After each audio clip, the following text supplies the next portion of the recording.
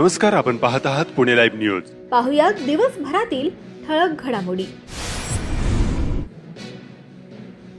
खेड तालुक्याच्या हद्दीच्या लगत असलेल्या मावळ तालुक्यातील कुंडमळा येथे रविवारी 15 जून 2025 रोजी दुपारी 3:30च्या दरम्यान इंद्रायणी नदीवरील पूल कोसळून झालेल्या दुर्घटनेत सुमारे 20 ते 25 जण नदीच्या प्रवाहात वाहून गेल्याची भीती वर्तवण्यात येते. आतापर्यंत मिळालेल्या प्राथमिक माहितीनुसार 6 जणांचा मृत्यू झाला तर 38 लोकांना वाचवण्यात यश आलंय. मात्र या अपघातात 20 ते 25 पर्यटक वाहून गेल्याचं वृत्त आहे.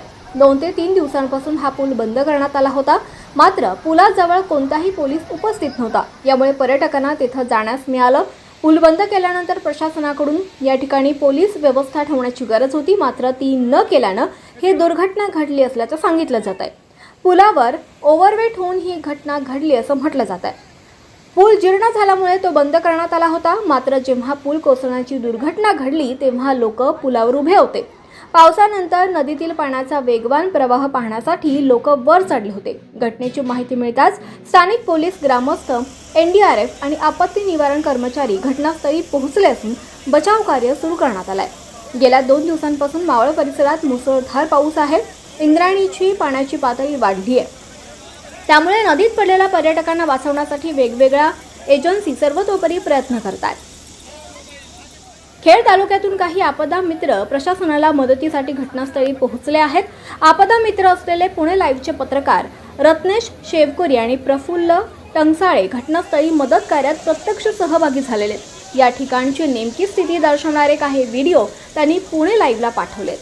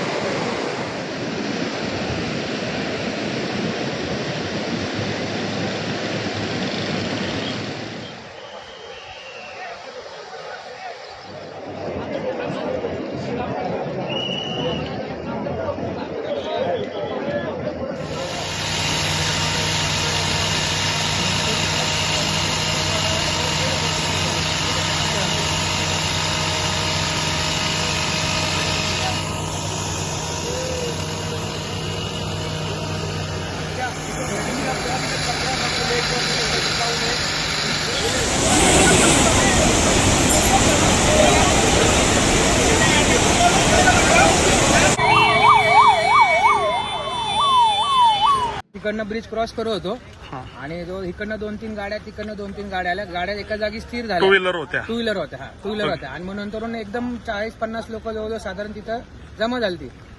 ब्रिज आम्ही एका म्हाताऱ्याला जवळ ब्रिज लोड वाढल्यामुळे जागेवर कोसळला. 50-60 लोक सहज तिथं एका जागेवर गेली. माझा पाय खाली गेलेला मी वरती काढला. 2 जण आम्ही ओढून काढली बाहेर. 2 जणांची ओढली, त्यामध्ये एक म्हाताऱ्याला हितं लागले आणि खाली पाय लागले. मग दुसरं म्हाताऱ्याला ओढून काढलं, ते त्यांना हात गेलाय त्यांचा आणि पाय गेलेला आहे. साधारणतः ही घटना किती वाजता घडली? 4 वाजताची घटना. 4 वाजताच्या दरम्यान. 4 वाजताची घटना घडली आणि ते मधलं पोर्शन आहे ना, पूर्ण जिथं कोसळला सगळी जाळीमुळे एकच जागी अडकली. 4 वाजता आमची टीमचं पाचारण झाली.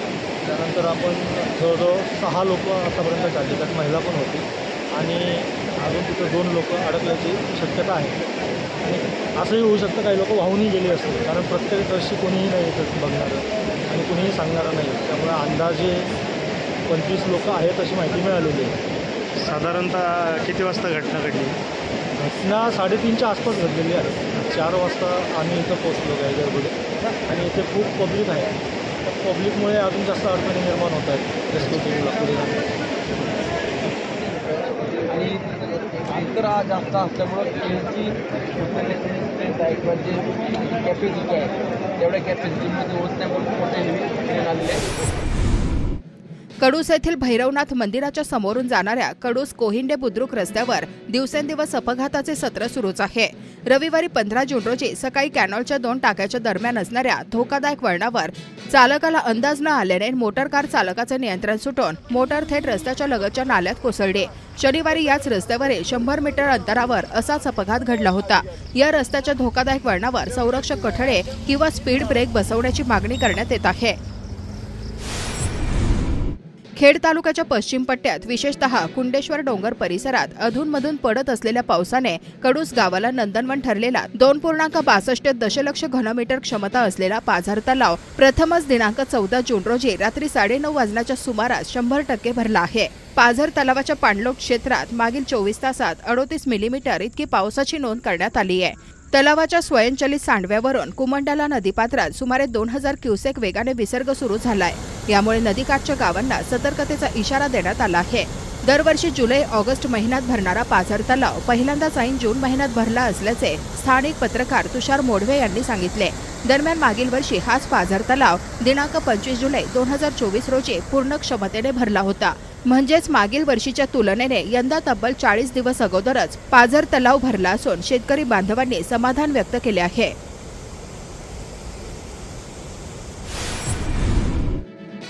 मुंबईमध्ये कल्याण येथे रिक्षावर झाड पडून 3 जणांचा मृत्यू झाला. त्यामध्ये तुकाराम खेंगले हा खेड तालुक्यातील पाईट गावाचा डबेवाला कामगार देखील होता. मुख्यमंत्री मदत निधीमधून मदत करावी तसेच सामाजिक संस्थेने पुढाकार घेऊन तुकाराम खेंगले यांच्या कुटुंबाला यथाशक्ती आर्थिक मदत करावी असे आवाहन मुंबई डबेवाला असोसिएशनच्या वतीने करण्यात आले होते. मुख्यमंत्री निधीमधून 4 लाख रुपये मदत तुकाराम खेंगले यांच्या कुटुंबाला करण्यात आली आहे. तसेच आज क्षितिज सामाजिक संस्थेच्या वतीने तुकाराम खेंगले यांच्या पत्नीची त्यांच्या राहत्या घरी कांजूर मार्ग येथे भेट घेऊन रोख 51,000 रुपये मदत करण्यात आली. खेड तालुक्यात पाऊस अधूनमधून मध्यम ते दमदार सरींनी कोसळत आहे. शनिवारी सायंकाळनंतर आणि रविवारी सायंकाळी पावसाने मुसळधार बरसण्यास सुरुवात केल्याने अंशतः जनजीवन विस्कळीत झाले. खेड तालुक्याच्या पश्चिम भागात सायंकाळी उशिरापर्यंत पावसाचा मध्यम जोर मात्र कायम राहिला असल्याचे स्थानिक नागरिकांनी कळवले आहे.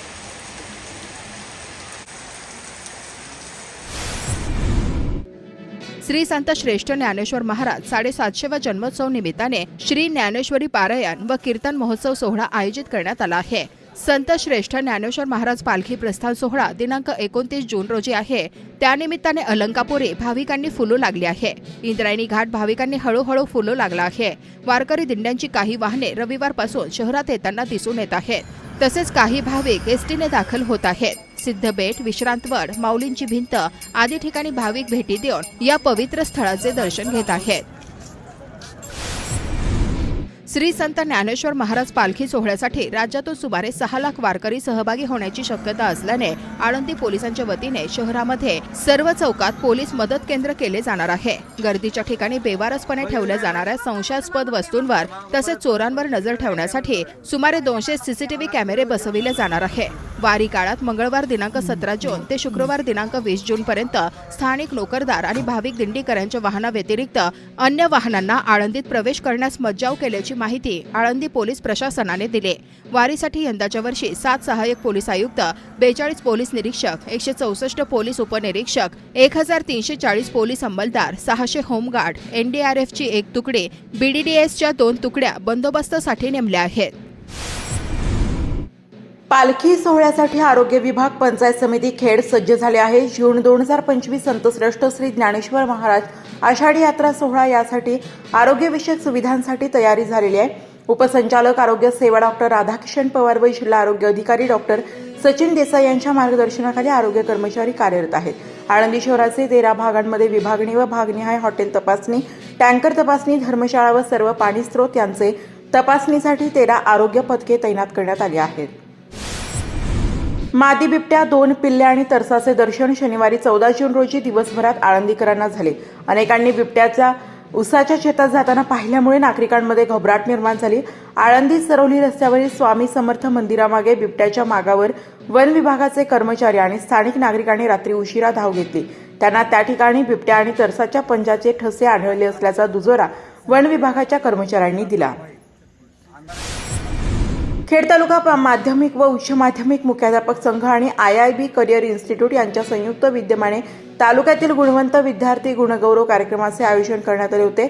यावेळी खेडचे आमदार बाबाजी काळे यांच्यासह शिक्षक आमदार जयंत आसगावकर, शिक्षण विस्ताराधिकारी व 600 पालक, विद्यार्थी आणि शिक्षक मोठ्या संख्येने उपस्थित होते।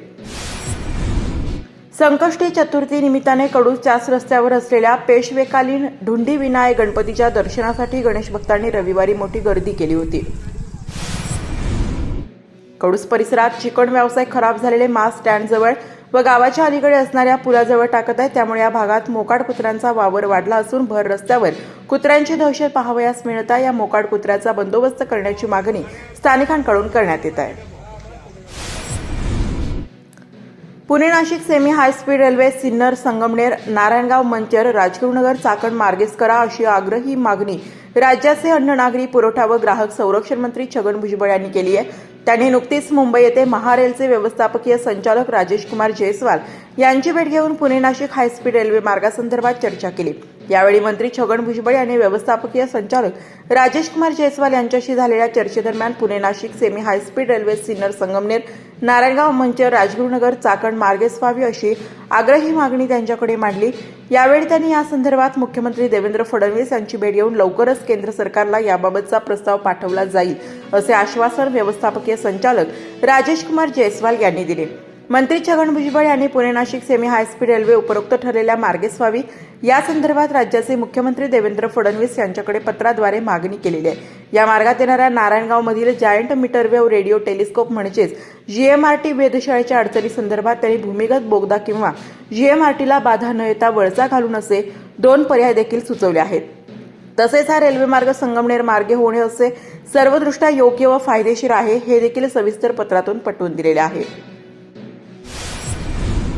खेड तालुक्यातील काळूस टेमगिरवाडी जिल्हा परिषद शाळेस उत्कृष्ट शाळा अध्यक्ष चषक पुरस्कार मिळाला आहे। पुरस्कार वितरण सोहळ्यास राज्याचे उपमुख्यमंत्री अजित पवार, शालेय शिक्षण मंत्री दादाजी भुसे, खेड तालुक्याचे आमदार बाबाजी काळे, जिल्हा परिषद मुख्य कार्यकारी अधिकारी गजानन पाटील आदी उपस्थित होते।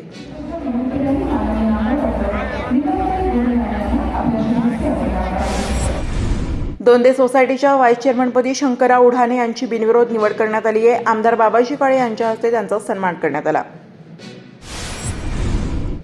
भारतीय जनता पार्टी चाकण मंडलाची संकल्प सभा रविवारी 15 जून रोजी दुपारी 3 वाजता संपन्न झाली। यावेळी श्रीकृष्ण देशमुख यांनी मार्गदर्शन केले। चाकण मंडल अध्यक्ष भगवान मेदनकर, मनोज मांजरे, बाजार समितीच्या उपसभापती क्रांती सोमवंशी, कालिदास वाडेकर आदींसह सर्व पदाधिकारी यावेळी उपस्थित होते। यासाठी सातत्याने आपल्याला जनमानसामध्ये जाण्यासाठी पक्ष कार्यक्रम देत आहे। खेड तालुक्यातील रोहकर येथे गट नंबर 220 मधील अंदाजे 39 एकर क्षेत्रातील 5000 वृक्ष संपदा असलेली गायरान जागा म्हाडाला देण्याच्या जिल्हाधिकाऱ्यांच्या आदेशाबाबत तीव्र नाराजी स्थानिकांनी व्यक्त केली आहे। याबाबत आदिवासी समाजाचे गाऱ्हाणे थेट महामहिम राष्ट्रपती यांच्याकडे मांडण्यात आले असून यामध्ये जिल्हाधिकारी जितेंद्र डुडी यांच्या कारभाराविषयी तीव्र चिंता व्यक्त करत महामहिम राष्ट्रपती द्रौपदी मुर्मू यांनी लक्ष घालून प्रकरणी कारवाई करण्याची मागणी स्थानिक आदिवासी बांधवांनी केली आहे। काय म्हणणं आहे तुमचं? आमचं म्हणणं आहे का आम्हाला जागा राहावा। आमची इंदिरा गांधीने दिली आम्हाला जागा इथं। आमची लई पिढी दिली। कोण घेते तुमची जागा? पण आमचं म्हणणं आहे की राहून द्या पाहिजे आम्हाला आमची जागा। किती पिढ्या आहे तुमच्या इथं? किती पिढ्यापासून राहताय तुम्ही? 4 का 5 पिढी झाली असेल। आता मला सर मला शाळा नाही म्हणल्यावर। शाळा नाही तुम्हाला? नाही शाळा। आम्हाला इंदिरा गांधीने दिली जागा, आमची 4-5 पिढी झाली इथं। आम्ही उठणार नाही इथून। राधा शिंदे। काय झाले? आम्हाला जागा पाहिजे, हे जागचा आम्ही उठणार नाही। 4 पिढ्या झाल्या। हे काय करणार आहे तिथं माहिती का तुम्हाला? तुमची जागा घेणार आहेत पण हे काय करणार आहेत माहिती का तुम्हाला? काय करणार आहे तिथं? काय सांगितलंय तुम्हाला? आम्हाला नाही काय सांगितलं, फक्त जागा ताब्यात घेणार एवढंच माहिती तुम्हाला? बरं। सनी शिंदे। बरं, काय तक्रार आहे तुमची? आमचं म्हणणं आहे की आम्हाला आहे त्याच ठिकाणी राहू द्या, आमचे घर उघडू नका, आहे त्याच ठिकाणी बांधू द्या। किती वर्षापासून राहताय तुम्ही ह्या परिसरामध्ये? काय काय तुमचं चालतं? काय तुमच्याकडे काय? आम्ही हातावरच हे करतो, आम्हाला काही नोकरी नाही, काय नाही। आमच्या शेळ्या, गाई, म्हशी एवढंच, कोंबड्या सगळं आमचं इथंच आहे। आमचा हातावरच पोट भरता। तुमचं? पांडुरंग मोतीराम खंडागळे. बर. काय म्हणणं आहे तुमचं दादा? काय नाही म्हणणार, आमची पिढी 5-6 पिढ्या झाल्या जाग्यात. कारण काय जनावर बिनवार आपल्या काय असतात ते फिरवायच नाही याचे कुठं. अच्छा. मग शासनाने जागा जर तुमची ताब्यात घेतली तर ही गुरं तुम्हाला पाळता येणार नाही असं तुमचं म्हणणं आहे? हा. बर. बाईसाबाई बबन खंडागळे. बर. आता इथं उठून आम्हाला लावलं कुठं तर आम्ही काय करणार? हा, आम्हाला इथं जागा आहे ना, आमच्या जाग्यात आम्हाला कुणी हात नाही लावाय पाहिजे आमच्या घरांना. आम्ही कष्ट करून हे घरदार आम्ही बांधल्यात. आता मग कुठं जायचं आम्हाला जर सांगितलं तर असं नाही व्हायला पाहिजे. गावडे ही जागा आहे तो आमच्या मला देऊन टाकायचं ना काय. हे जनावर आम्ही पाळतो मग ती कुठं न्यायची. मग आम्ही 4 पिढी आमच्या झाल्या इथंच. मग ही जागा आमच्या आम्हाला हे घरदार बांधले ती असून असेच राहू द्या, एवढा जागा आम्हाला दे. तुमचं उपजीविकेचं साधन काय? तुमचं रोजीरोटी कशावर चालते सगळी? म्हणजे काय व्यवसाय करता तुम्ही? का लोकांच्या इथं मजुरीला जायचं आणि 2 पैसे आला मग तीच आपला बाजार हाट जाणं दोनं आणि काय मग नोकरी नाही चाकरी नाही. शिंदे आम्ही पहिल्यापासून इथं फॉरेस्टात आम्हाला फॉरेस्टवाल्यांनी जागा दिला, तिथं आम्हाला घरकुलं दिल्यात बांधून, त्याच्यामध्ये राहतो. आम्हाला काय स्वतःचा जागा नाही, आम्ही मोलमजुरी करतो. आलं कोणाच्या बांधाला काम तर करतो, नाही तर मग बसून राहतो. आलं 2 रुपये आम्ही बाजारहाट भरतो, त्याच खातो. आम्हाला कोंबड्या तिथड्या पाळायला लागतात, त्याच्यावरच आम्ही पोट भरतो. नमस्कार, माझे नाव वैशाली दत्तात्रय काळे, मी सरपंच पिंपरी खुर्द. आमच्या पिंपरी खुर्द आणि रोकलच्या हद्दीवर आज म्हाडा प्रकल्प चालू आहे, परंतु सरकारला माझा त्याचा विरोध आहे. कारण आमच्या 5वा टप्पा MIDC आमच्या गोनवडी पिंपरीमध्ये होत आहे आणि या रोकलच्या गायरांमध्ये वन विभागामध्ये 5000 झाडं आहे. तर याचा ऑक्सिजन म्हणून आमच्या दोन्ही गावाला उपयोग होतो. ह्या 8000 जर घरे झाली तर त्या घरापासून घनकचरा व्यवस्थापन असेल किंवा दूषित पाणी असेल, हे आमच्या रोकल परिसर हा वर उंचावर असल्यावर आणि पिंपरी खुर्द हा पायथ्याला असल्यामुळे अख्खा सांडपाणी आमच्याकडे गेलं जाईल. त्याच्यामुळे आमचं वातावरण प्रदूषित होईल. तसेच रोकलच्या ठाकरवाडीमध्ये 50 एक घरे आहे. त्यांचे जनजीवन आमच्या शेतकरी आमच्याकडे कामाला येतात, मोलमजुरी भरून ते त्यांची पोटं भरतात. तसेच त्यांच्याकडं शेळ्या मेंढ्या गुरं याच्यावर त्यांचं जीवन चालतं. त्यांचं सगळं जीवन या 5000 झाडांची कत्तर झाली तर त्यांचं जीवन विस्कळीत होईल संपूर्ण जीवन. आणि या आदिवासी ठाकर या गरीब जनतेने जायचं कुठं, कुणाकडे न्याय मागायचा. शेवटी सरकारने याची जाणीव घेतली पाहिजे.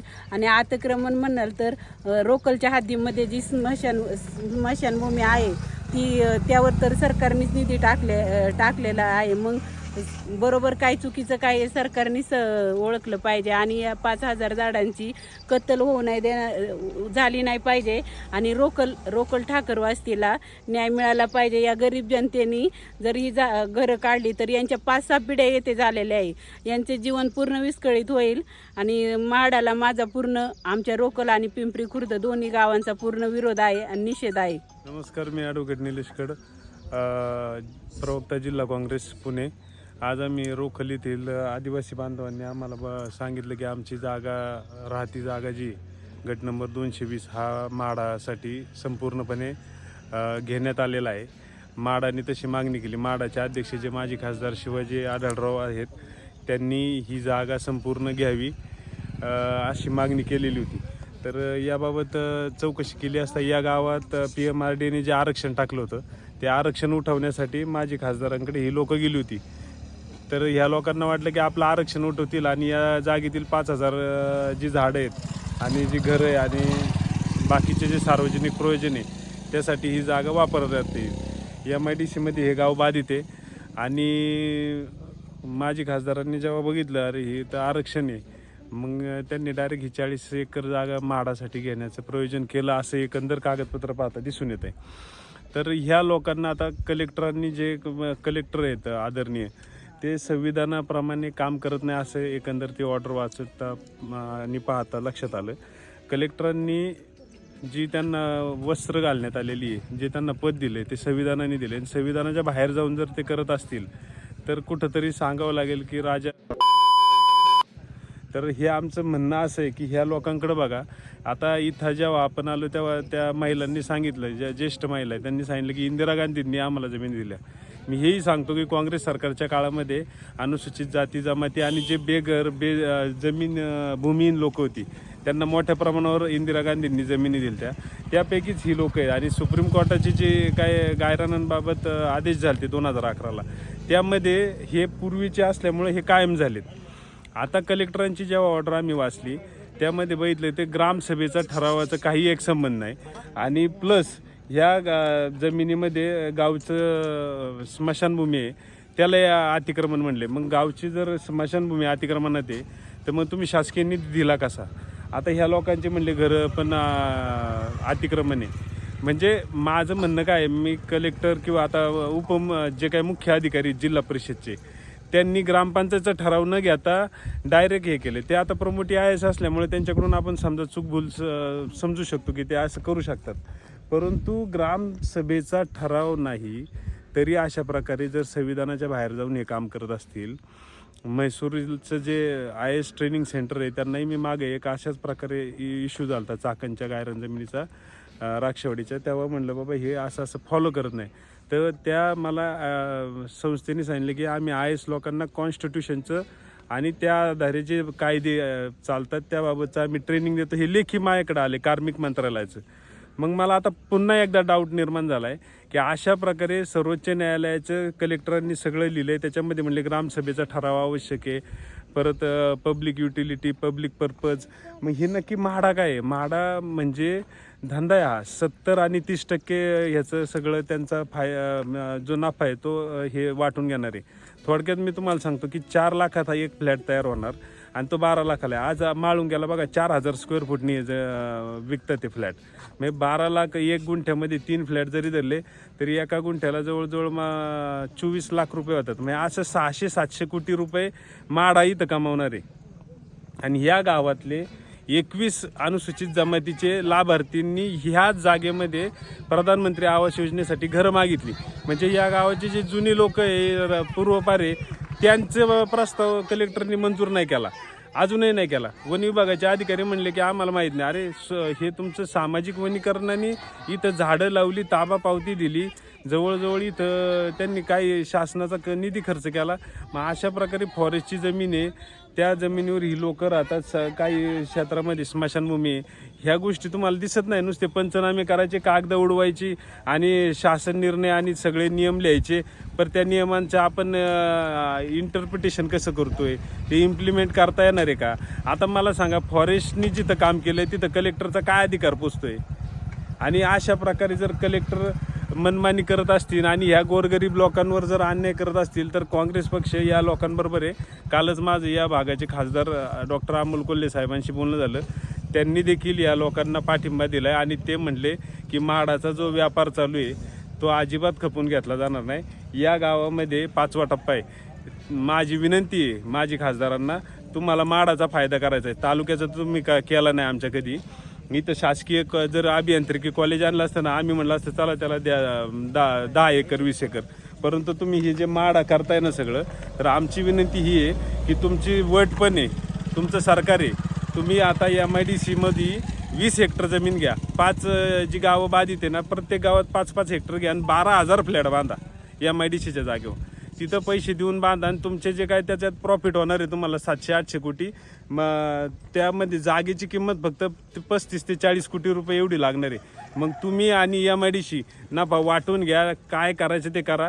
परंतु पूर्वपार जी लोक आहे जी इथं राहतात ते आणि ज्यांची वायवाटी आणि ह्या लोकांचं खरोखर बघा तुम्ही, हे जेव्हा म्हणलं इंदिरा गांधींनी, माझ्या अक्षरशः मग इतकं हे वाटलं की आज काँग्रेसचं सरकार नाही म्हणून या लोकांवर हा अन्याय आहे.